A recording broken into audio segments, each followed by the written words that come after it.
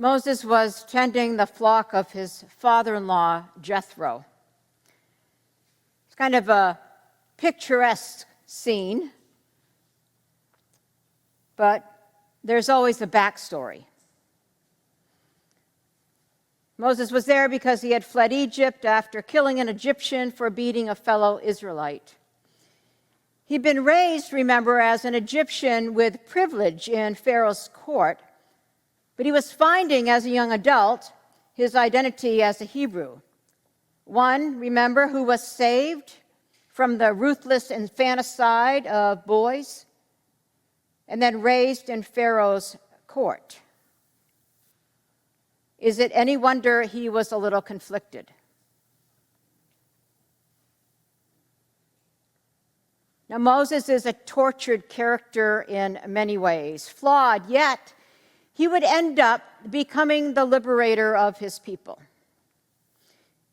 We find him in the wilderness, not just physically, but internally as well. This is a well-known story, isn't it? And I love this story. It's a great story. Why? Because it's a myth. And like the Greek statesman Solon says, myth is not something that never happened, but something that happens over and over again. That's why we can see ourselves in this story. Stories like this hold timeless truths. They speak to the human condition. Now, being in the wilderness was Moses' job, you could say, his life. However, your experience of your life is not your life. It is what you pay attention to. What you pay attention to is what frames your life. Anybody with me so far? Okay. What shifts everything in Moses' life is that he shifts his focus. He turns aside with intention because it takes intention to turn aside. Because we have an endless capacity to keep moving, to stay on the surface, to not go deep. When God saw that Moses was engaged, then God said, take off your shoes, for this is holy ground. Now, that was only after Moses said, I must turn aside. It's like one of my favorite poets, David White, a line from one of his poems. The half turn of your face toward truth is the one movement you will not make. The half turn of your face toward truth is the one movement you will not make. I don't know why it is, but I think most of us are often afraid of the truth. As if we fear at some even unconscious level that the truth might consume us. But like the bush, we can be lit with the fire of truth and with the presence of God and not be consumed.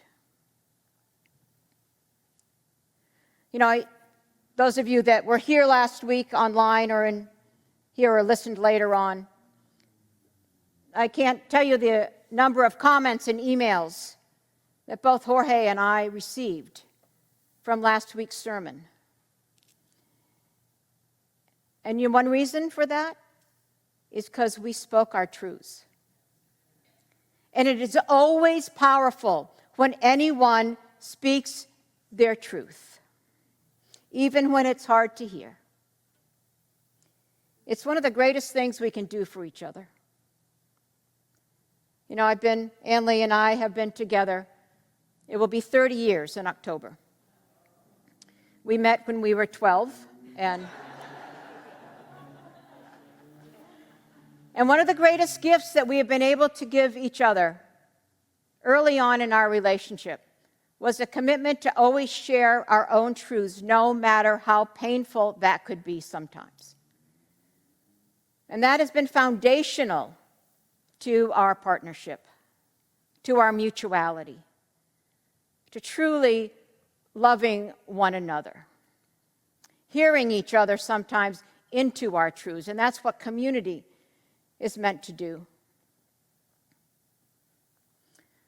You know, the burning bush, which is illustrated so beautifully, I don't know if we can have the camera look over here, it's illustrated so beautifully by this arrangement here. The rabbis say that the burning bush was a thorn bush. And they explain that it was a thorn bush because there is nothing in nature, even as insignificant, and the least of these as a thorn bush, that can exist without the presence of the divine, without that animating force of life. It reminded me of the famous quote from Elizabeth Barrett Browning, "Earth's crammed with heaven, and every common bush afire with God. But only he who sees takes off his shoes. The rest sit around and pluck blackberries." Not that plucking blackberries is a bad thing to do.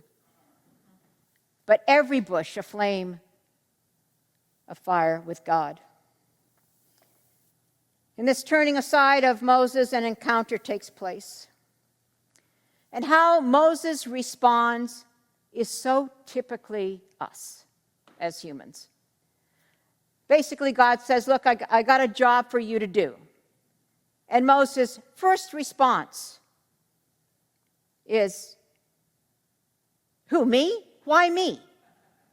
I can't. I don't want to. I'm not worthy. Or today we might just say, I just don't have enough bandwidth. Moses becomes resistant. And I've always thought it was his lack of self-esteem or worthiness, but I read this wonderful scholar of the Torah and Midrash, Aviva Zornberg. And she gave me a whole new way to think about it. That Moses' resistance, she says, he doesn't seem to think very much of his people. Are they worthy of redemption?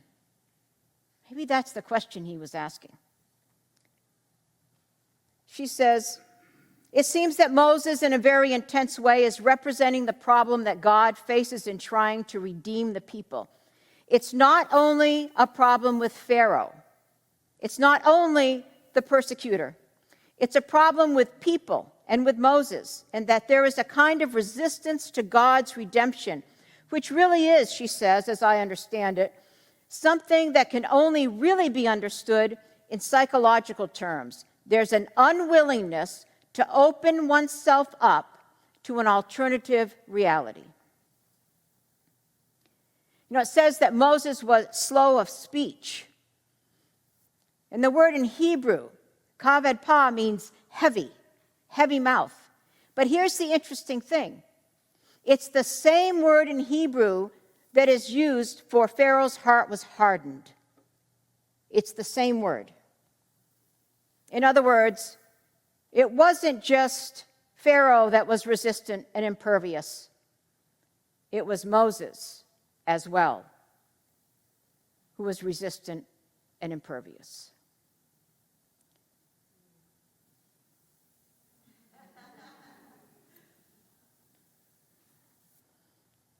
Moses had given up. There was an unwillingness to believe that things could be different. And I wonder, friends, in light of the news this week, the leaked document of the likely overturning of Roe v. Wade, and let me say right at the outset that there are probably as many different opinions as there are people here and listening in and those who will listen later.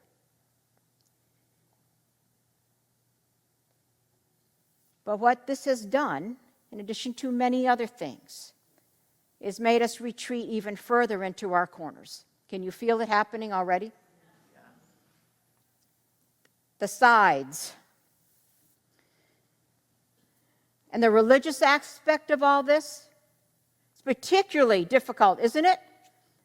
As Christians, those who identify somehow in the Christian tradition, that is broad and different, but the religiosity around all this is toxic. Can I just say that? It's toxic. But I wonder, do we believe that wherever we are in this, that people on the other side are worth redemption? Can we think about an alternative reality rather than the binary choice that is always talked about? Am I up here alone, or we're thinking? Are you thinking? Yes. Can we lift ourselves up above the well-worn ruts of the dialogues that we just fall into? And you know what I'm talking about. When certain issues like abortion come up, push a button and everybody has their answers, right? And it's the same conversation over and over again. Can we have deeper conversations about the sacred right to have a child and the sacred right not to have one? Can we have deeper conversations? Instead of a binary choice conversation, it becomes a conversation about motherhood and autonomy, the meaning of family and freedom. Can we have the deeply honest conversations about how class and race intersect in this issue profoundly at every turn? But at the end of the day, it comes down to, again, one group of people thinking they know what is right for someone else, that they know better. And I know, however you feel about it, many people are angry. Many are fearful. And many of us think, and what is next?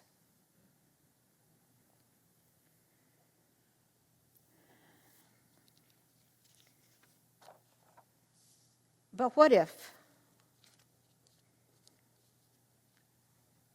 just for an alternative reality, instead of falling into the anger and the fear and the same dialogue, what if we each had a conversation with the divine? What if we turned aside for a moment and looked more deeply?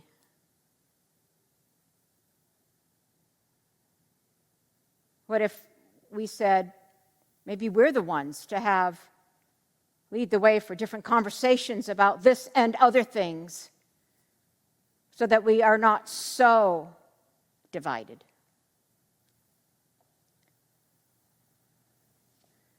When God responds to Moses, God says, I hear you. The UCC says God is still speaking, and you know what? God is still listening. I hear you, however you view God or Spirit. And the second thing that God says is, I will be with you. I will be with you. Straightforward, clear, dependable, but here's where it gets interesting. After God promises this to Moses, Moses comes back again and says, if I come to the Israelites and say to them, the God of your ancestors has sent me, and they ask me, what is your name? What do I say? Because in the Hebrew Scriptures, when a person shares or gives a name, it represents their character. And God says, I am who I am. The real translation is, I will be who I will be. I'm the God of your ancestors, yes, but things are changing. A different reality is coming. Now, hear me, and I'm preaching this to myself first. I am the God you will have to trust as the God of the ever-unfolding reality. You are shaped by your backstory, but that is not the whole story. And you and I are neither limited by nor bound by that story. Basically, God is saying in so many words, I'm not giving you a handle. I'm not going to let you put me in some box. Instead, I am the very principle of becoming, of allowing the possible to happen. I will become who I will become. I will be who I will be. That is true for the divine, and it is true for you, and it is true for me. Because the same verb, when Moses said, "Here I am," is the same that God says, "I am who I am. I will be who I will be." We are all becoming. And so let me just say a truth. We're in a time of transition.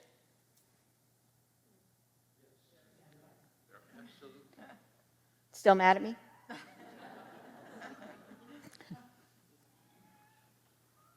You know, it dawned on me, I shouldn't say it dawned on me, I knew it, but it became real to me this week that in a month, you know, I won't have a job.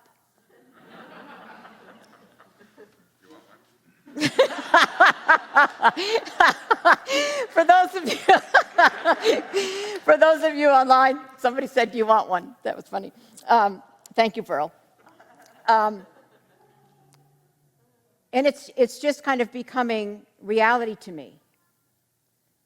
And, you know, a few months ago when I made this very difficult decision, I was like, yeah, I'll just take a leap of faith. You know what? Well, I'm getting closer and closer to the cliff.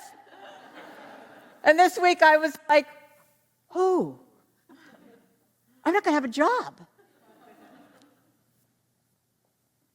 And then I come back and God says, I will be who I will be. The unfolding, ever-evolving reality. You will be who you will be. The possibility of becoming. You know what I'm going to say next, don't you? You will be who you will be. With a great possibility of becoming.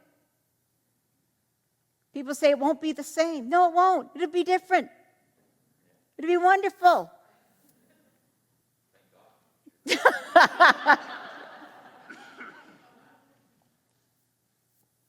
We have a great backstory together. We have 15 years. And before that, 150 or so.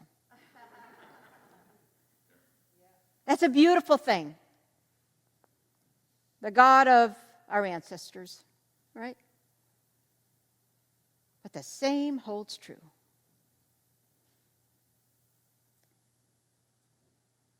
Progressive Christianity is about movement. Moving forward, new truths opening up, new ways opening up. I will be who I will be, the divine says. Can you trust that? And can you trust that you will be who you will be? Are you the same people you were individually 15 years ago? No. I'm not. I've been transformed. And some of the kids that I knew when I first came here, they're not the same. But here's the promise that doesn't change. I, God says, will be with you. That presence is the thread. And what will unfold, will unfold. And if I am open to it, the best is yet to come. If you are open to it, the best is yet to come. Amen.